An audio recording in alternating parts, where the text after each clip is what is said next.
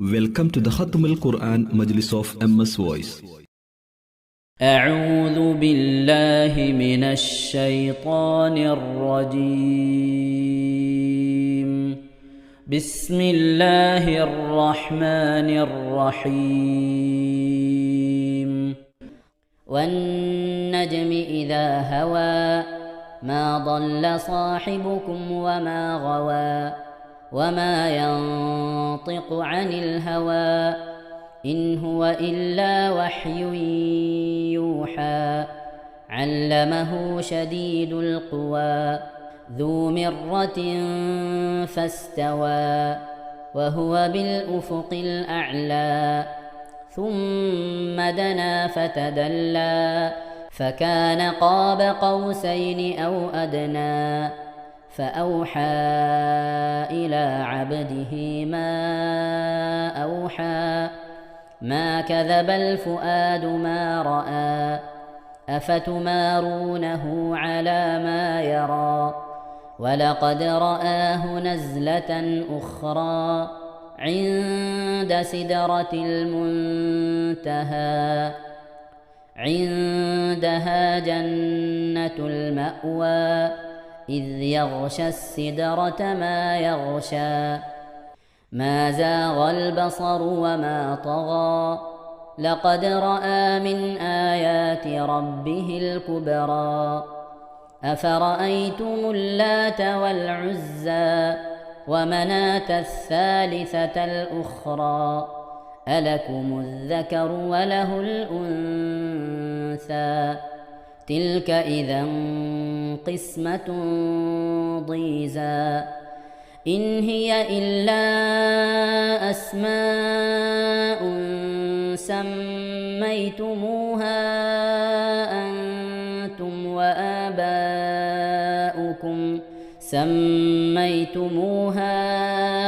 أنتم وآباؤكم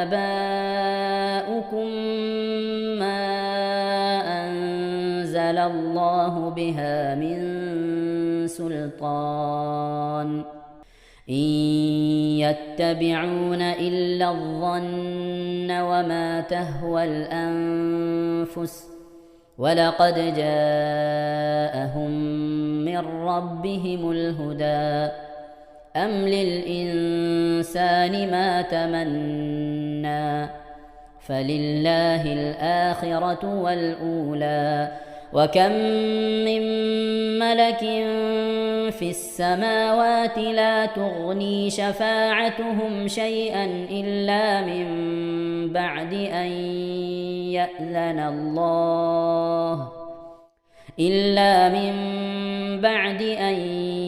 يأذن الله لمن يشاء ويرضى إن الذين لا يؤمنون بالآخرة ليسمون الملائكة تسمية الأنثى وما لهم به من علم إن يتبعون إلا الظن وإن الظن لا يغني من الحق شيئا فأعرض عمن تولى عن ذكرنا ولم يرد إلا الحياة الدنيا ذلك مبلغهم من العلم إن ربك هو أعلم بمن ضل عن سبيله وهو أعلم بمن اهتدى ولله ما في السماوات وما في الأرض ليجزي الذين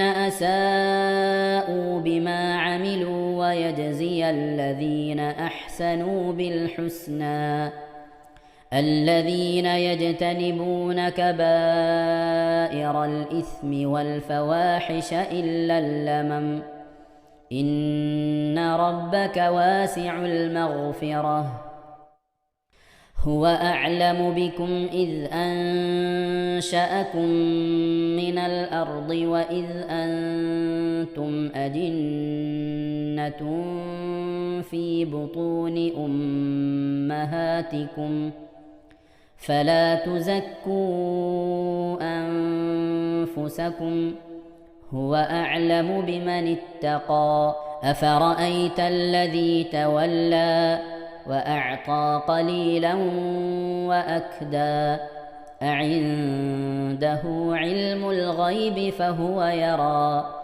أم لم ينبأ بما في صحف موسى وإبراهيم الذي وفى ألا تزر وازرة وزر أخرى وأن ليس للإنسان إلا ما سعى وأن سعيه سوف يرى ثم يجزاه الجزاء الأوفى وأن إلى ربك المنتهى وأنه هو أضحك وأبكى وأنه هو أمات وأحيا وأنه خلق الزوجين الذكر والأنثى من نطفة إذا تمنى وأن عليه النشأة الأخرى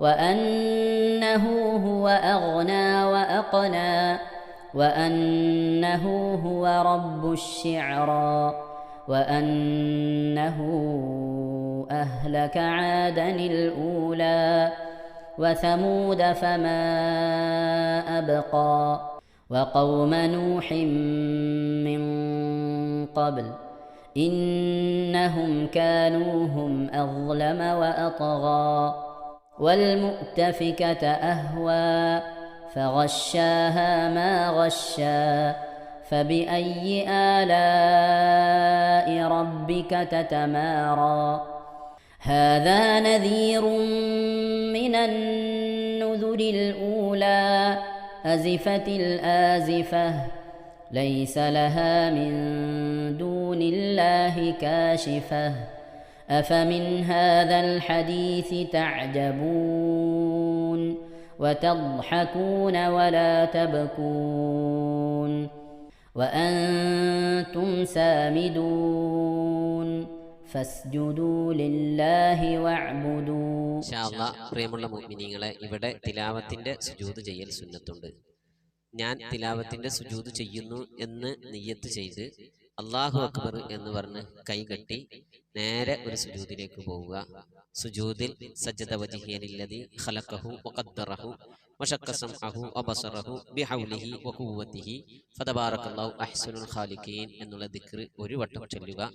അത് അറിയുന്നവർ അത് ചൊല്ലുക, അല്ലെങ്കിൽ സുബ്ഹാന റബ്ബിൽ അഅല വബിഹംദിഹി എന്ന് ചൊല്ലുക. അതിനുശേഷം അല്ലാഹു അക്ബർ എന്ന് പറഞ്ഞ് എഴുന്നേറ്റ് അത്തഹിയാത്തിന് ഇരിക്കുന്നത് പോലെ ഇരുന്ന ശേഷം അസ്സലാമു അലൈക്കും വറഹ്മത്തുള്ളാഹി എന്ന് വലഭാഗത്തേക്കും അസ്സലാമു അലൈക്കും വറഹ്മത്തുള്ളാഹി എന്ന് പറഞ്ഞ് ഇടഭാഗത്തേക്കും സലാം വിട്ടുക. ഇങ്ങനെയാണ് തിലാവത്തിന്റെ സുജൂദ് ചെയ്യേണ്ടത്. ഇൻഷാ അല്ലാഹ് എല്ലാവരും വീഡിയോ സ്റ്റോപ്പ് ചെയ്ത് തിലാവത്തിന്റെ സുജൂദ് ചെയ്ത ശേഷം ഇൻഷാ അല്ലാഹ് വീഡിയോ പ്ലേ ചെയ്ത് ഖുർആൻ ഓതുക. ബാക്കി ബിസ്മില്ലാഹിർ റഹ്മാനിർ റഹീം اقتربت الساعة وانشق القمر وإن يروا آية يعرضوا ويقولوا سحر مستمر وكذبوا واتبعوا أهواءهم وكل أمر مستقر ولقد جاءهم من الأنباء ما فيه مزدجر حكمة بالغة فما تغني النذر فتول عنهم يوم يدعو الداع إلى شيء نكر خش عن أبصارهم يخرجون من الأجداث كأنهم جراد منتشر مهطعين إلى الداع يقول الكافرون هذا يوم عسر كذبت قبلهم قوم نوح فكذبوا عبدنا وقالوا مجنون وازدجر فدعا ربه أني مغلوب فانتصر ففتحنا أبواب السماء بماء منهمر وفجرنا الأرض عيونا فالتقى الماء على أمر قد قدر وحملناه على ذات ألواح ودسر تجري بأعيننا جزاء لمن كان كفر ولقد تركناها آية فهل من مدكر فكيف كان عذابي ونذر ولقد يسرنا القرآن للذكر فهل من مدكر كذبت عاد فكيف كان عذابي ونذر إنا أرسلنا عليهم ريحا صرصرا في يوم نحس مستمر تنزع الناس كأنهم أعجاز نخل منقعر فكيف كان عذابي ونذر ولقد يسرنا القرآن للذكر فهل من مدكر كذبت ثمود بالنذر فقالوا أبشرا منا واحدا نتبعه إنا إذا لفي ضلال وسعر أألقي الذكر عليه من بيننا بل هو كذاب أشر سيعلمون غدا من الكذاب الأشر إنا مرسل الناقة فتنة لهم فارتقبهم واصطبر صدق الله العظيم. അല്ലാഹു സുബ്ഹാനഹു തആല നാം ഓതിയ പരിശുദ്ധമായ ഖുർആൻ ഷരീഫിനെ നമ്മിൽ നിന്ന് സ്വീകരിക്കട്ടെ. എന്തെങ്കിലും പാകപ്പിഴകളൊക്കെ വന്നു പോയി അള്ളാഹു വിട്ടുപുറത്ത് മാപ്പാക്കി നൽകി അനുഗ്രഹിക്കട്ടെ. ഇതൊക്കെ നാളെ നമ്മളെ ഖബറിലേക്ക് ഉപകരിക്കുന്ന സൽക്കർമ്മമായി അള്ളാഹു കബൂൽ ചെയ്യട്ടെ. പരിശുദ്ധ ഖുർആൻ്റെ അഹ്ലുകാരി അള്ളാഹു നമ്മെ അവരെയും ഉൾപ്പെടുത്തി അനുഗ്രഹിക്കട്ടെ. ആമീൻ യാ റബ്ബൽ ആലമീൻ. പ്രിയമുള്ള മുഅ്മിനീങ്ങളെ, എന്തൊക്കെയാണ് വിശേഷങ്ങൾ? എല്ലാവർക്കും സുഖം തന്നെയല്ലേ? അള്ളാഹു സുബ്ഹാനഹു തആല ഇഹത്തിലും പരത്തിലും നമുക്കൊക്കെ സുഖവും സന്തോഷമൊക്കെ നൽകട്ടെ. ആമീൻ. മറിയം ബീവി കരുനാഗപ്പള്ളി 21,000 സ്വലാത്ത്, 700 ഇഖ്ലാസ് സൂറത്ത്, 7000 ദിക്ർ, അതുപോലെ മറ്റു സൂറത്തുകൾ 33 യാസീന്, അതുപോലെ മുൽക്ക്, അർ-റഹ്മാൻ, വാക്കിയ പോലത്തെ സൂറത്തുകൾ, നിത്യം ഓതുന്ന സൂറത്തുകൾ, ഇസ്തിഗ്ഫാർ 7000, താജുസ് സ്വലാത്ത് ഇതൊക്കെ ചൊല്ലിയിട്ടുണ്ട്. പ്രത്യേകം ദ്വാരക്കെന്ന് പറഞ്ഞിട്ടുണ്ട്. അള്ളാഹു സുബ്ഹാനഹു തആല അവർ ചൊല്ലിയ ദിക്റുകളും സലാത്തുകളും ഖുർആനുകളും ഒക്കെ അള്ളാഹു സ്വീകരിക്കട്ടെ. അർഹമായ പ്രതിഫലത്തിന് പരത്തിലും നൽകി അനുഗ്രഹിക്കട്ടെ. മരണപ്പെട്ടുപോയവരുടെയൊക്കെ ഹദ്റത്തിലേക്ക് അതിൻ്റെ പ്രതിഫലം അള്ളാഹു എത്തിച്ചു നൽകി അനുഗ്രഹിക്കട്ടെ. ആമീൻ. അതുപോലെ തന്നെ നമ്മിൽ നിന്ന് മരണപ്പെട്ടുപോയവർ ഖതമുൽ ഖുർആൻ മജ്ലിസുമായി ബന്ധപ്പെട്ട് മരിച്ചുപോയവരൊക്കെ ഖബറിലേക്ക് ഉപകരിക്കുന്ന സൽക്കർമ്മമായി അള്ളാഹു ഇതിനെ കബൂൽ ചെയ്യട്ടെ. ആമീൻ യാ റബ്ബൽ ആലമീൻ. മുഅ്മിനീങ്ങളെ, ഇൻഷാ അല്ലാഹ് പരമാവധി ദിക്റുകളൊക്കെ സ്വലാത്തുകളൊക്കെ ചെല്ലാൻ വേണ്ടി ശ്രമിക്കണം. വ്യാഴാഴ്ച ഇശാന് മുമ്പായിക്കൊണ്ട് മജ്ലിസിലേക്ക് അറിയിക്കണം. അള്ളാഹു തൗഫീഖ് നൽകട്ടെ. ആമീൻ. ഇൻഷാ അല്ലാഹ് നമ്മിൽ നിന്ന് മരണപ്പെട്ടുപോയവരുടെ പേരിൽ ഫാത്തിഹ, ഇഖ്ലാസ്, മുഅവ്വദത്തൈൻ ഓതി നമുക്ക് ദുആയിലേക്ക് പ്രവേശിക്കാം. അൽ ഫാത്തിഹ. أعوذ بالله من الشيطان الرجيم. بسم الله الرحمن الرحيم. الحمد لله رب العالمين الرحمن الرحيم مالك يوم الدين إياك نعبد وإياك نستعين اهدنا الصراط المستقيم صراط الذين أنعمت عليهم غير المغضوب عليهم ولا الضالين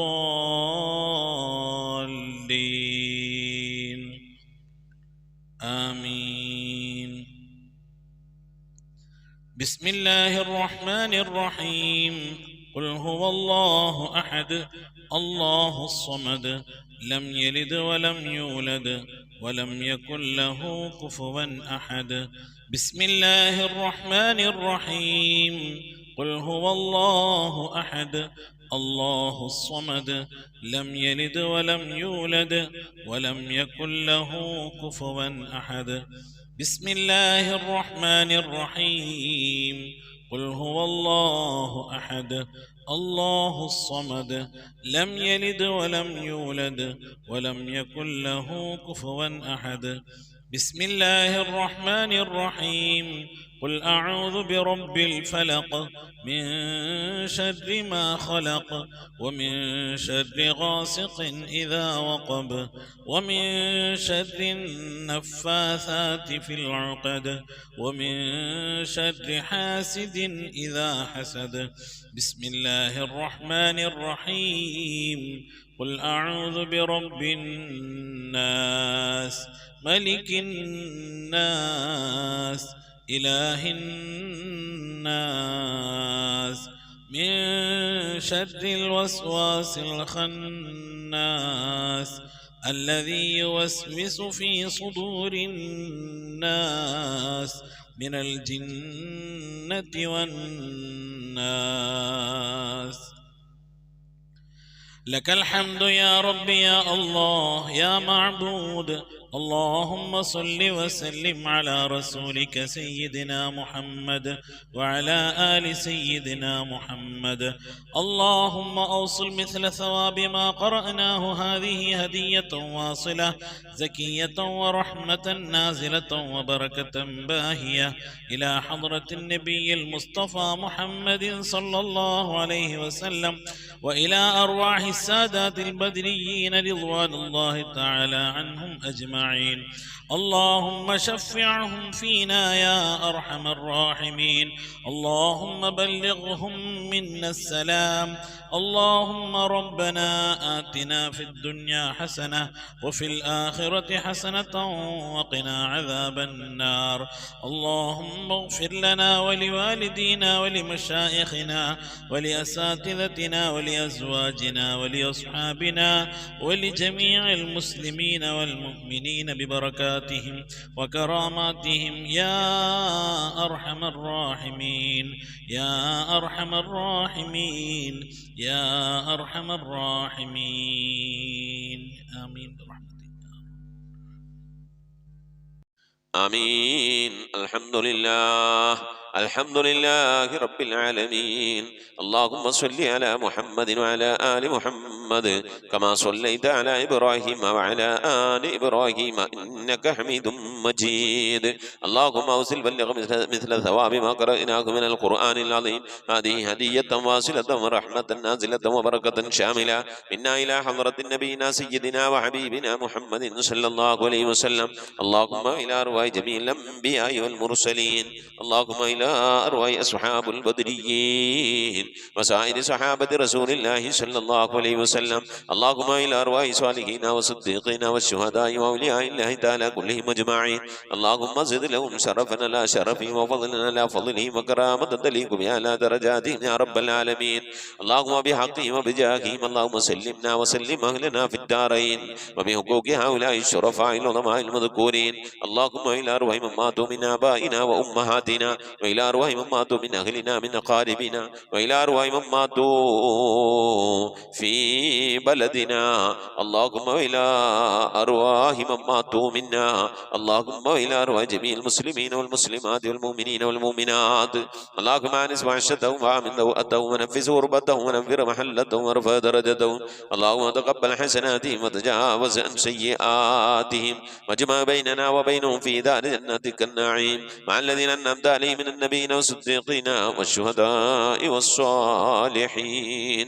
اللهم أعز الإسلام والمسلمين وأذل الشرك والمشركين. اللهم دمر أعداءنا وأعداءك وأعداء الدين. اللهم انصر المسلمين في كل مكان يا رب العالمين. اللهم أحينا الكتاب والسنة وأمتنا مع الإيمان والتوبة يا ذا الجلال والإكرام.